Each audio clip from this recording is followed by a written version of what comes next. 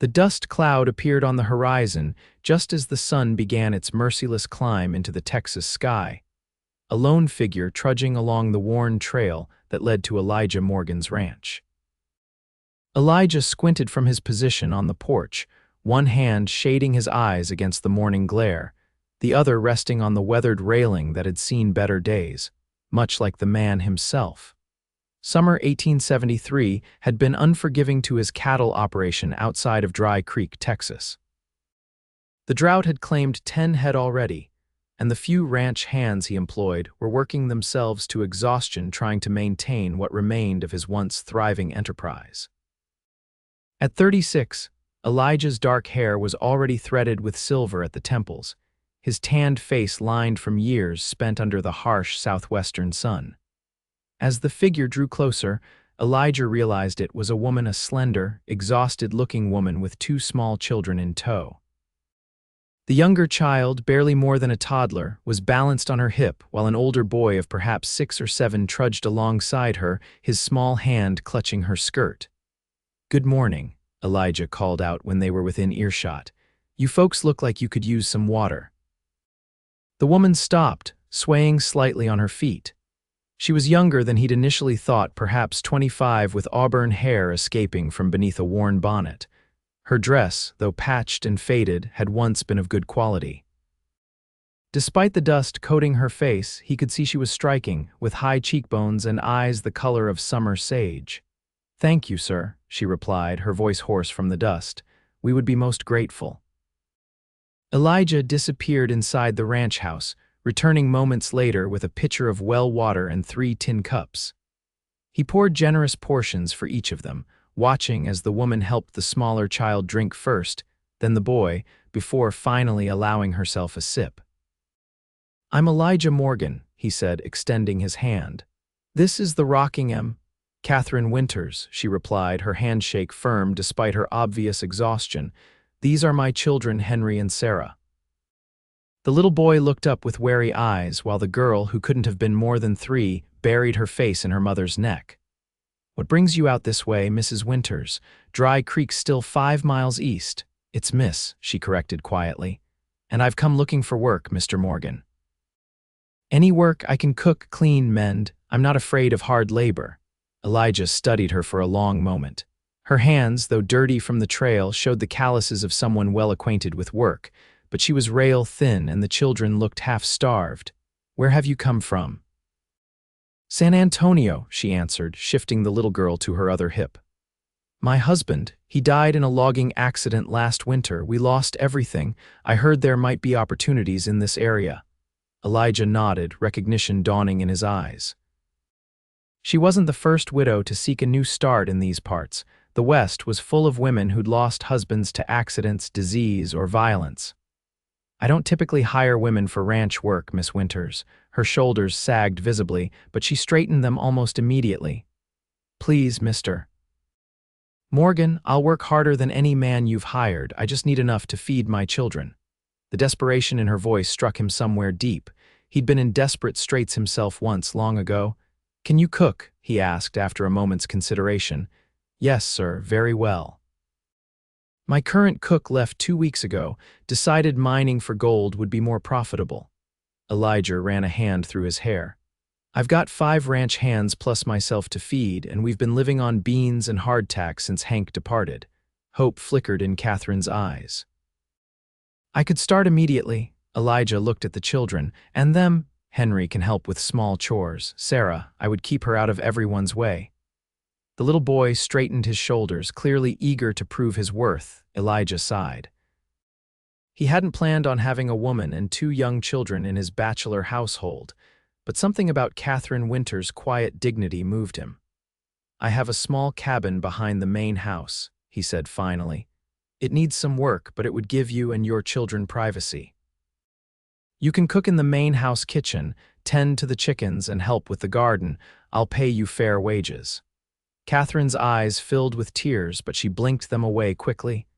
"Thank you, Mr. Morgan. We won't be a burden, I promise you." "Come inside and rest," he said, gesturing toward the ranch house. "You can start tomorrow." As he led them toward the house, Elijah couldn't help but notice how Catherine's shoulders trembled slightly, as if the weight of her children's survival had suddenly become a fraction lighter. For reasons he couldn't quite name, this gave him a strange sense of satisfaction. The next morning, Elijah rose before dawn as was his habit, but the smell of coffee and frying bacon greeted him as he descended the stairs. He found Katherine in the kitchen, her hair neatly braided and pinned, wearing a clean apron over her faded dress. The children were still asleep on a pallet she'd made in the corner. "You didn't need to start so early," he said, accepting the cup of coffee she offered. "I wanted to prove my worth right away," she replied simply, and prove it she did. By the end of the first week, the ranch house was cleaner than it had been in years. The meals were hearty and varied despite the limited supplies. Katherine had even found time to mend the curtains and patch the tablecloth. The ranch hands Jeb, Tom, Hector, Wyatt, and young Billy, who was barely 18, were initially skeptical of having a woman and her children in their midst. But Katherine's cooking and her quiet efficiency won them over quickly. Little Henry trailed after Elijah whenever possible, asking endless questions about the cattle and horses. Sarah, once she overcame her initial shyness, became a sunny presence around the ranch, her laughter a sound Elijah hadn't realized he'd been missing. One evening, after the children were asleep and the ranch hands had retired to the bunkhouse, Elijah found Katherine sitting on the porch steps, staring at the star-filled sky. "May I join you?" he asked. She nodded, moving slightly to make room. "You've made quite an impression," Elijah said, settling beside her. "Tom says your biscuits are better than his mother's, and that's high praise indeed." A small smile curved her lips. "Thank you for giving us a chance, Mr. Morgan. I think after 3 weeks you could call me Elijah." She nodded, still gazing at the stars. "Then you must call me Katherine." They sat in comfortable silence for a while. "How did you come to own this ranch?" she finally asked. Elijah leaned back on his elbows. "I was a Union soldier during the war. Afterward, I didn't want to go back east. Too many ghosts. I worked as a cowhand for 5 years, saved every penny, and bought this place when old man Fletcher decided to move to California. It wasn't much then, just a small house and 50 acres. I've built it up over the past 8 years. You've done well," Katherine observed. "It's a fine ranch. It's been struggling lately," Elijah admitted. "The drought's been hard, but we'll weather it." Katherine nodded, understanding in her eyes. "Life has a way of testing our resilience." "How did you end up in San Antonio?" Elijah asked. She was quiet for so long that he thought she might not answer.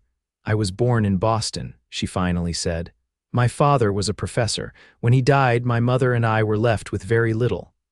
I married James Winters when I was 17. He was charming and promised adventure." A sad smile touched her lips. "He certainly delivered on that promise. We moved constantly: St. Louis, Kansas City, finally San Antonio, James always chasing the next opportunity." "And then the accident," Elijah said softly. Katherine nodded. "He wasn't a bad man, just restless. After he died, I discovered we had more debts than assets. I took whatever work I could find, but it wasn't enough to keep a roof over our heads. When I heard about opportunities in the smaller towns out west, I gathered what little we had left and started walking." "You walked from San Antonio?"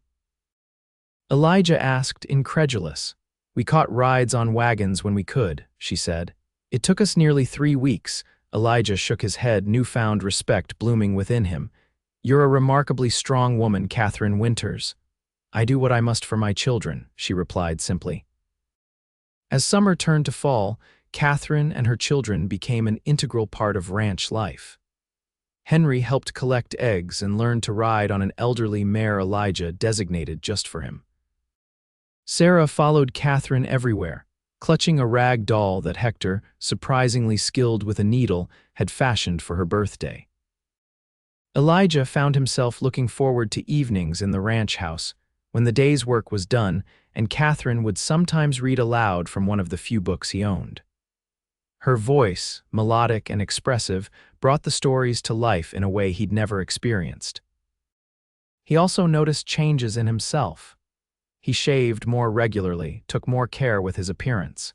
He found reasons to be in the house during the day, just to exchange a few words with her. And sometimes, when their hands accidentally touched as she passed him a plate or a cup, he felt a jolt of awareness that left him both confused and exhilarated. One crisp October afternoon, Elijah returned early from checking the north pasture to find Katherine in the garden, harvesting the last of the season's vegetables. Sarah was napping inside, and Henry was helping Wyatt repair a fence. "Need a hand?" Elijah asked, dismounting from his horse. Katherine looked up, shading her eyes against the sun. "I wouldn't say no." He tied his horse to the hitching post and joined her, kneeling in the soft dirt to help pull carrots. "You've worked wonders with this garden," he commented. "I didn't think anything would grow after the drought." "The soil is good," Katherine replied. "It just needed some care." Elijah glanced at her, noticing how the sunlight caught the auburn highlights in her hair. She looked healthier now, her cheeks filled out, her skin glowing. The haunted look that had been in her eyes when she first arrived was mostly gone. "Katherine," he said impulsively, "I want you to know that you and the children can stay here as long as you wish. This isn't just employment. This is your home now if you want it to be." She stilled, a carrot half pulled from the ground. "That's very generous, Elijah." "It's not generosity," he said, suddenly finding it difficult to meet her eyes. "Having you and the children here, it's made this place feel like a real home. I hadn't realized how empty it was before." Katherine sat back on her heels, studying him with those sage green eyes. "We've been happier here than we've been in a very long time," she admitted softly. Something in her tone made Elijah look up. The expression on her face, vulnerable, hopeful, uncertain, made his heart hammer against his ribs. "I find myself," he began, then cleared his throat.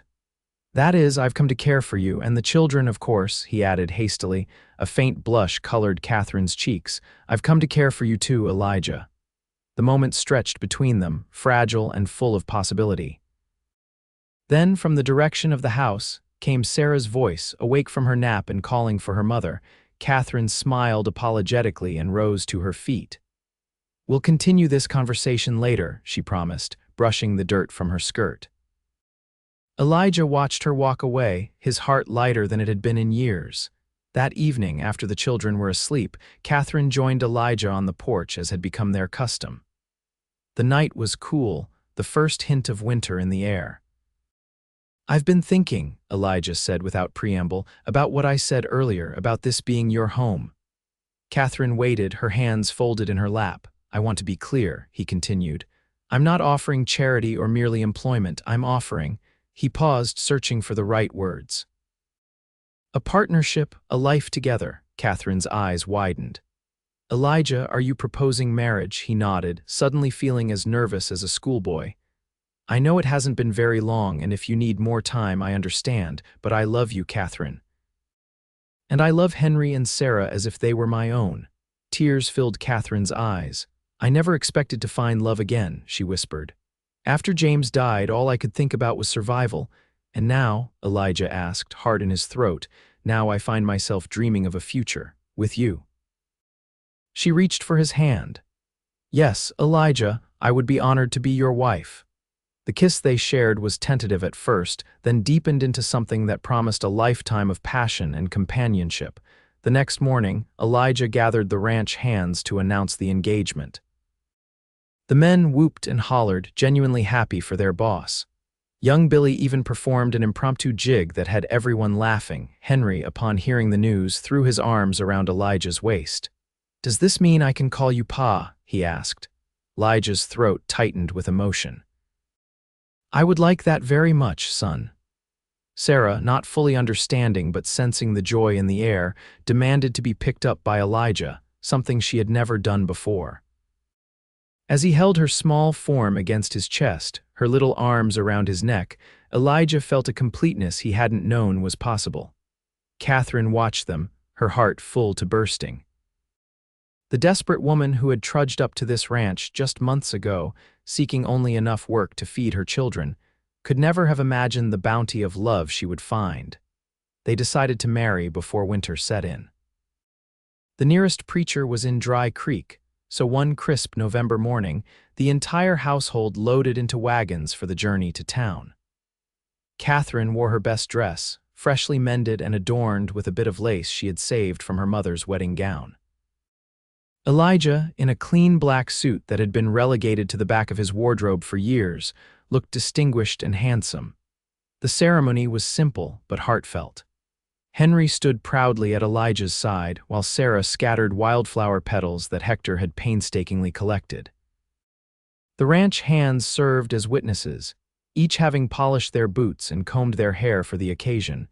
When the preacher pronounced them man and wife, Elijah kissed Katherine with such tenderness that several of the onlookers discreetly wiped their eyes. The celebration afterward was held at the town's only restaurant, where Elijah had arranged for a special meal. There was music from a local fiddler, dancing, and more laughter than Katherine could remember in years. As they prepared to return to the ranch, now truly their home, Katherine pulled Elijah aside. "I have something to tell you," she said, her eyes shining. "I wasn't certain until yesterday, but we're going to have a baby in late spring." Elijah's face transformed with wonder. "A baby, our baby."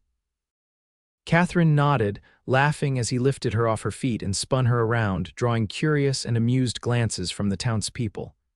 "Put me down, you'll scandalize everyone," she protested, though her smile belied her words. "Let them talk," Elijah replied, but he set her gently on her feet. "I'm the happiest man in Texas today."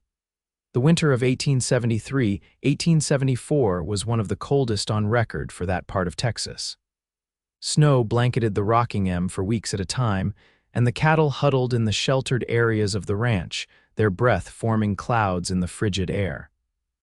But inside the ranch house, warmth and love flourished. Elijah expanded the main house, adding 2 proper bedrooms for the children and improving the master bedroom. Katherine's pregnancy progressed well, her slight frame rounding with new life. The ranch hands, particularly Hector, who had a talent for woodworking, crafted a beautiful cradle as a surprise gift. Even gruff old Jeb, who had been with the ranch the longest, took to whittling small wooden animals for the baby. As Katherine's condition became more pronounced, Elijah insisted on hiring a young woman from town, Clara Wilson, to help with the heavier household chores. Katherine protested at first, but soon appreciated the assistance, especially on days when her energy waned. Henry thrived under Elijah's guidance, learning the ways of the ranch and developing a particular affinity for horses. Sarah, now approaching her 4th birthday, blossomed into a chatty, curious child who followed Clara around like a shadow, helping with the laundry and sweeping. One evening in late January, as a blizzard howled outside, the family gathered in the parlor. Elijah had built up the fire and they were playing a game of checkers, with Sarah on Katherine's lap, advising her moves, when the sound of desperate pounding came at the front door. Elijah rose, hand automatically going to the revolver he kept on the mantel. "Stay here," he instructed, moving cautiously to the door. When he opened it, a blast of snow and wind entered along with a man holding a bundled form in his arms. "Please," the man gasped, his face nearly blue with cold. "My wife, the baby's coming. Our wagon broke down a mile back." Katherine was immediately on her feet, pregnancy forgotten. "Bring her in, quickly, Clara, heat water and gather clean linens." The stranger, who introduced himself as Michael Donovan, carried his wife into the parlor where Elijah was already moving furniture to make room. The woman, Elizabeth, was clearly in the advanced stages of labor, her face contorted with pain. "The children should go upstairs," Katherine said to Elijah, who nodded and quickly ushered Henry and Sarah to their rooms with promises of a story. What followed was a long night of anxiety and effort. Katherine and Clara worked tirelessly, applying their combined knowledge of childbirth.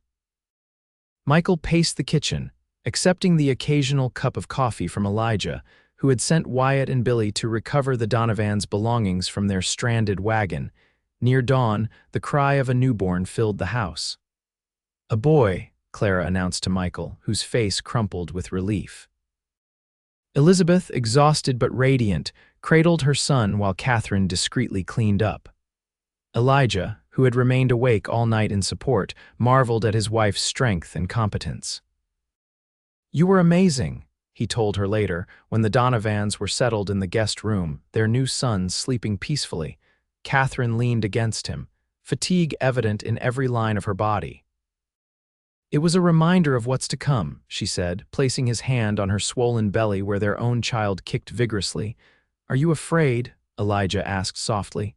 "A little," she admitted, "but having you by my side makes me braver." He kissed her forehead. "You're the bravest person I know, Katherine Morgan." The Donovans stayed for a week until the weather cleared and Michael had repaired their wagon. They were headed to California, hoping to start a new life just as Katherine had once sought. Before they left, Elizabeth hugged Katherine tightly.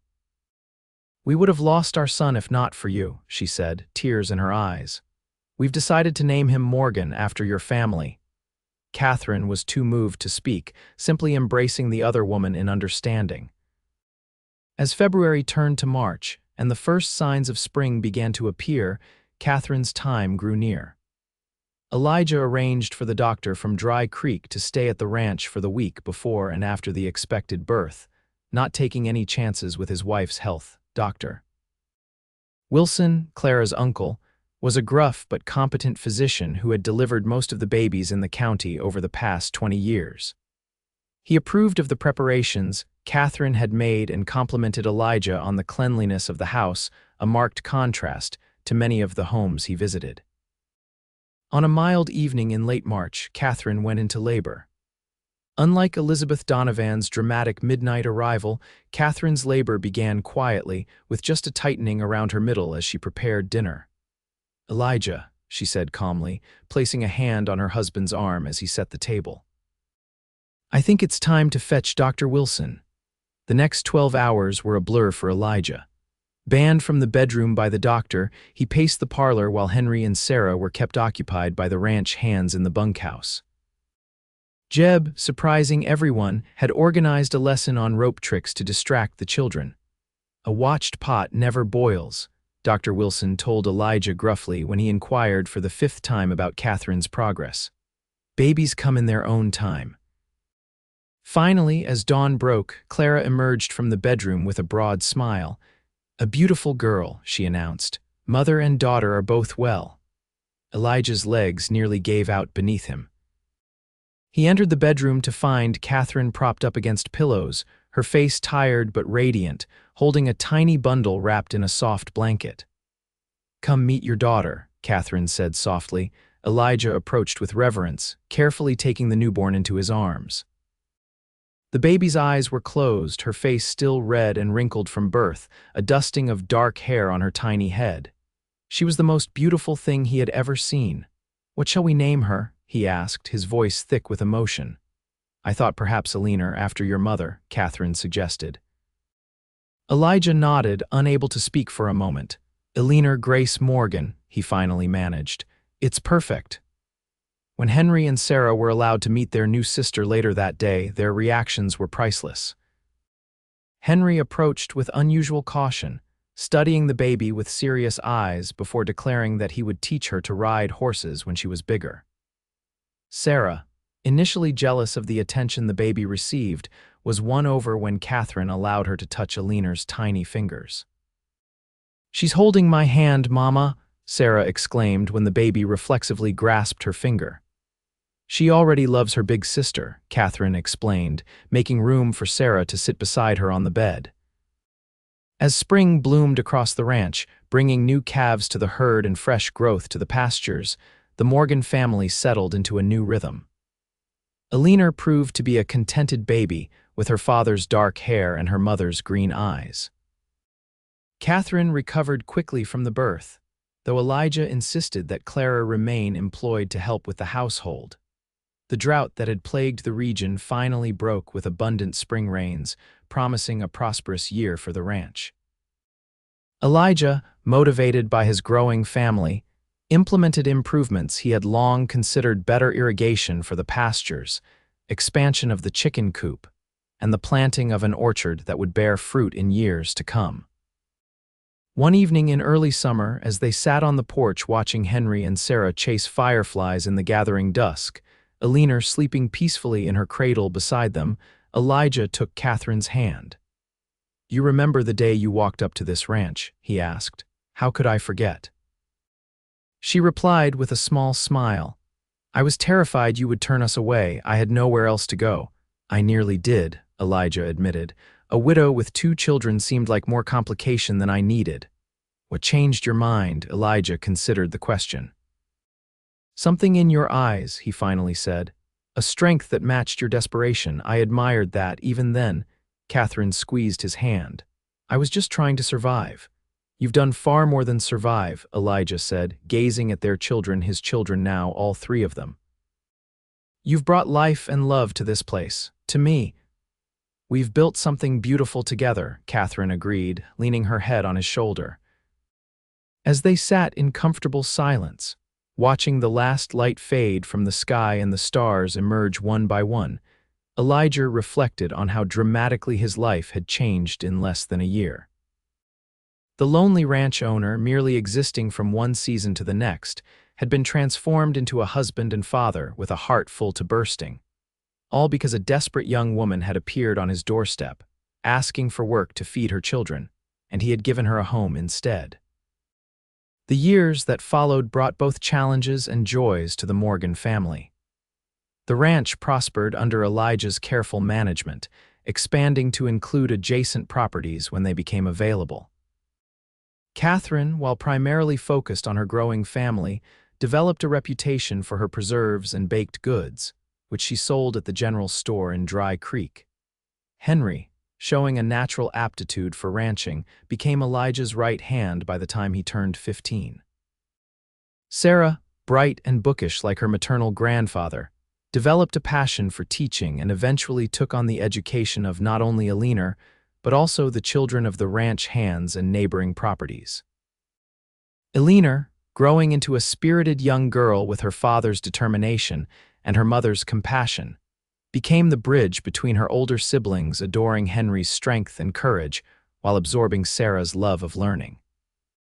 In 1878, Katherine gave birth to their second child together, a son they named James Elijah, honoring both Katherine's first husband and the man who had saved their family. 2 years later, twins William and Robert completed their family, bringing the total to 6 children under the Morgan roof. The ranch house expanded accordingly, with additions and improvements that transformed it from a bachelor's functional dwelling to a true family home. The small cabin where Katherine and her children had first stayed became a schoolhouse, where Sarah held classes for all the children within riding distance. Through it all, the bond between Elijah and Katherine only strengthened. The quiet conversations on the porch continued, though now they were occasionally interrupted by a child's question or a baby's cry. They faced the inevitable hardships of ranch life together: cattle disease, harsh winters, the economic challenges that affected the entire region. There were personal sorrows too. Katherine's friend Clara died in a typhoid outbreak that swept through Dry Creek in 1880. Dr. Wilson, growing too old for his practice, retired to live with his daughter in Austin. New families moved into the area, bringing changes both welcome and challenging. But the foundation they had built, a partnership based on mutual respect, shared labor, and deep love, weathered every storm. On a golden autumn afternoon in 1883, 10 years after Katherine had first walked up to the Rockingham, she and Elijah stood together on a hill overlooking the ranch. Below them, the expanded main house stood proudly, smoke curling from its chimney. The bunkhouse, now housing 12 ranch hands, bustled with activity. The barn, corral, and outbuildings formed a well-organized compound. Cattle grazed contentedly in the distance, and the orchard Elijah had planted was beginning to produce abundant fruit.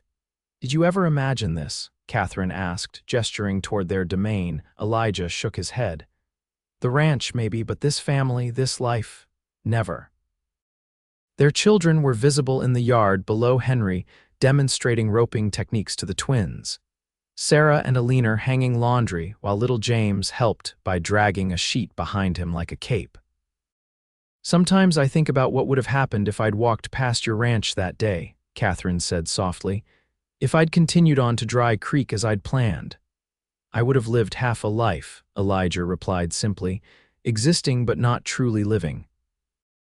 Katherine leaned against him, her head fitting perfectly beneath his chin as it always had. At 35, she was still beautiful, the auburn in her hair untouched by gray, though fine lines had begun to appear around her eyes, lines of laughter, Elijah always said. "Remember what you told me that first day in the garden?" she asked. "That you wanted to give us a home." "I remember," Elijah said, his arm tightening around her waist. "You gave us so much more than that," Katherine said, turning to face him. "You gave us a future." As the sun began its descent toward the horizon, painting the landscape in shades of gold and amber, Elijah kissed his wife with the same tenderness he had shown on their wedding day. The passion between them had not dimmed with the passing years. If anything, it had deepened, enriched by shared experiences and the life they had built together. Later that evening, after the children were asleep, and the house had settled into nighttime quiet, Elijah and Katherine sat in their customary places on the porch. The stars spread across the Texas sky in a dazzling display, a sight that still filled Katherine with wonder even after a decade. "I received a letter from Elizabeth Donovan today," Katherine said, breaking the comfortable silence. "They're doing well in California. Morgan is 10 now and apparently quite the scholar." "Good for them," Elijah replied. "Funny how life works out. If not for that blizzard, we'd never have known them. Like how if not for James's death and our desperate circumstances, I'd never have known you," Katherine mused. Elijah considered this. "I don't believe that," he said finally. "I think some people are meant to find each other, no matter what path they take." Katherine smiled, touched by the uncharacteristic romanticism from her practical husband. "I like that thought. It's the only explanation that makes sense," Elijah continued. "How else could I have found exactly what I needed without even knowing I was looking?" "And what was that?" Katherine asked, though she knew the answer. "You," Elijah said simply. "You and the children, a family, love." As the night deepened around them, and the familiar sounds of the ranch, the distant lowing of cattle, the soft nickering of horses in the barn, the whisper of wind through the cottonwoods created a soothing backdrop, Katherine reflected on the journey that had brought them here. From that desperate walk with 2 hungry children, uncertain of their reception at the next ranch they encountered, to this moment of profound contentment, it seemed both an eternity and the blink of an eye. "We should go inside," Elijah finally said, rising and offering his hand to help her up. "Tomorrow comes early." Katherine took his hand as she had countless times before, feeling the strength and love in his grip. "Yes," she agreed, "tomorrow and all the tomorrows after." Together they entered their home, closing the door on the vast Texas night, secure in the knowledge that whatever the future held, they would face it as they had faced the past decade side by side, partners in all things. Their love a shelter stronger than any roof over their heads. In the years that followed, the Rockingham Ranch became one of the most successful cattle operations in the county. Elijah's innovative practices, combined with Katherine's careful management of the household economy, created a prosperity that allowed them to help others in need. They never forgot what it was like to struggle, to face an uncertain future with nothing but determination and hope. Their home became known as a place where those down on their luck could find temporary work, a hot meal, and sometimes, if needed, a fresh start.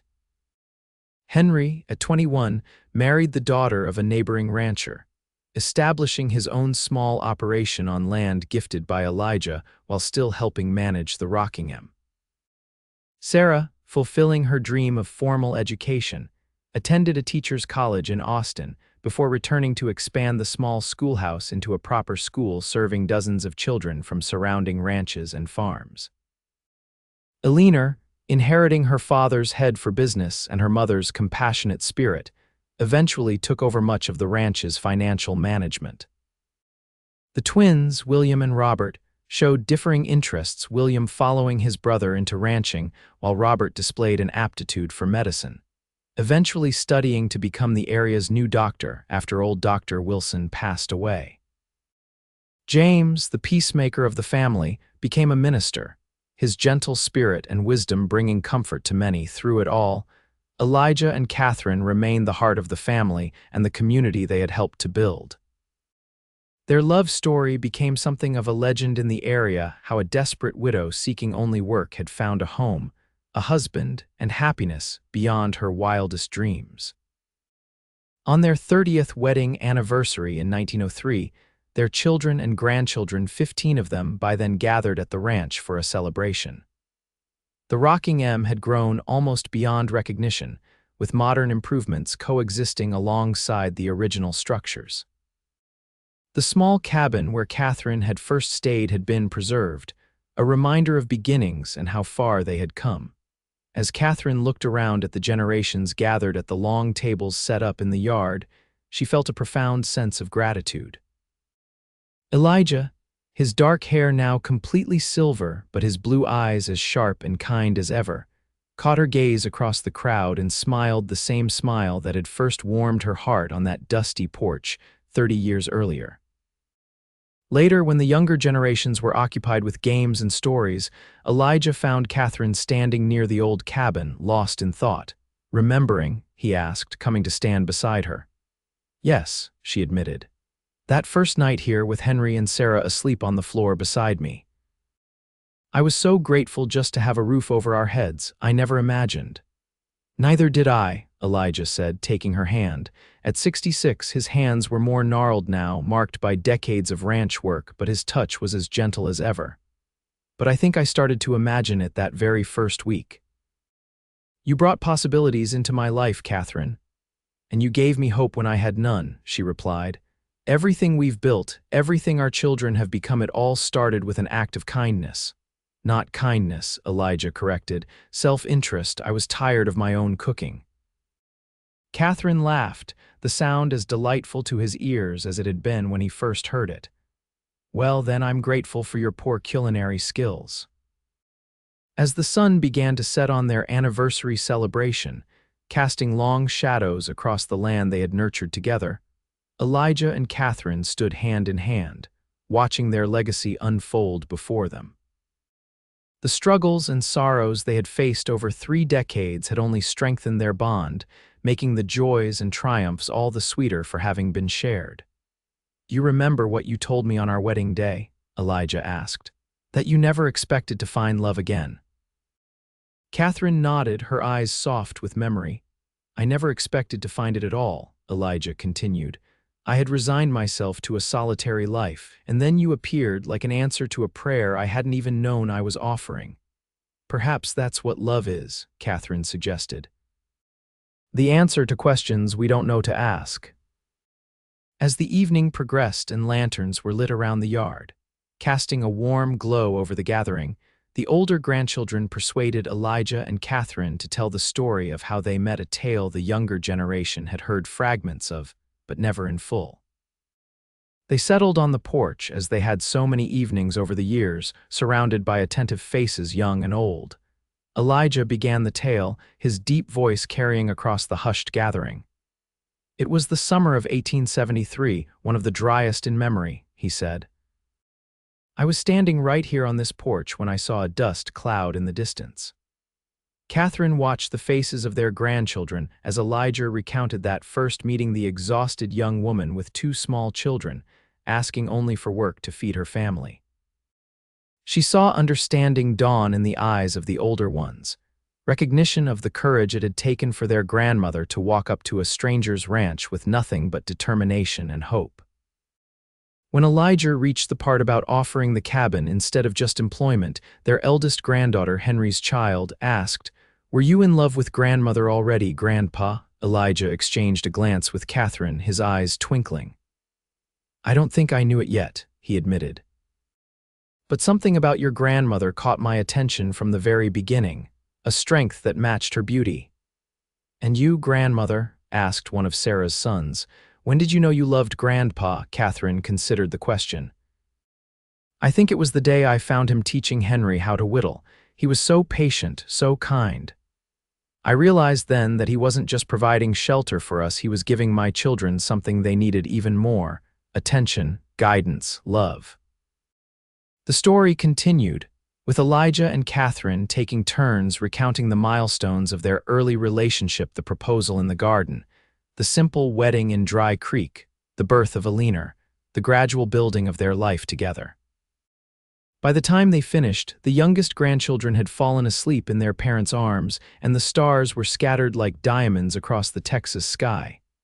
"That," declared Robert's wife, wiping a tear from her eye, "is the most romantic story I've ever heard." "Romantic," Elijah chuckled. "I suppose it is, looking back. At the time it just felt right." "The best love stories often do," Katherine said softly.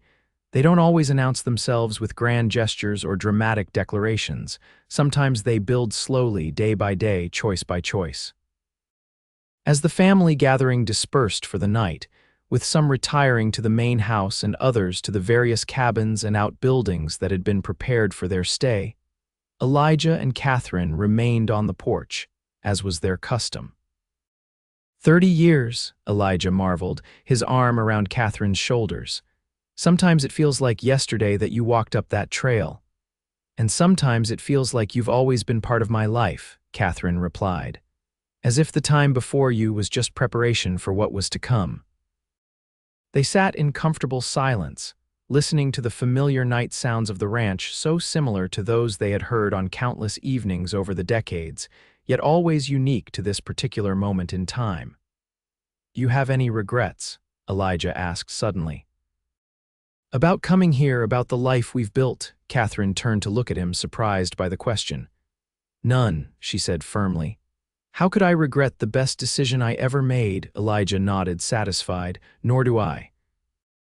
Every hardship, every challenge, it was all worth it to build this life with you." As they finally rose to enter the house, their home, the center of the world they had created together, Katherine paused at the threshold. "Thank you," she said simply. "For what?" Elijah asked. "For seeing possibility when all I could see was desperation. For giving us not just a home, but a life filled with love." Elijah's eyes, still bright despite his years, held hers. "Katherine Morgan, loving you has been the privilege of my lifetime." And as they closed the door behind them, stepping into the warm embrace of the home they had built together, both knew with absolute certainty that the journey that had begun with a desperate plea for work had led to the richest of destinations. A love that had not only endured but flourished, stronger and deeper with each passing year. The legacy of Elijah and Katherine Morgan lived on long after they were gone, in the ranch that continued to thrive, in the children and grandchildren who carried their values forward, and in the community they had helped to build. But perhaps their greatest legacy was the example they set, that love, when nurtured with patience, respect, and shared purpose, could transform not just two lives but countless others touched by its ripple effects. And it had all begun with a simple act of kindness on a dusty Texas porch, when a man looking for a cook found the missing piece of his heart instead.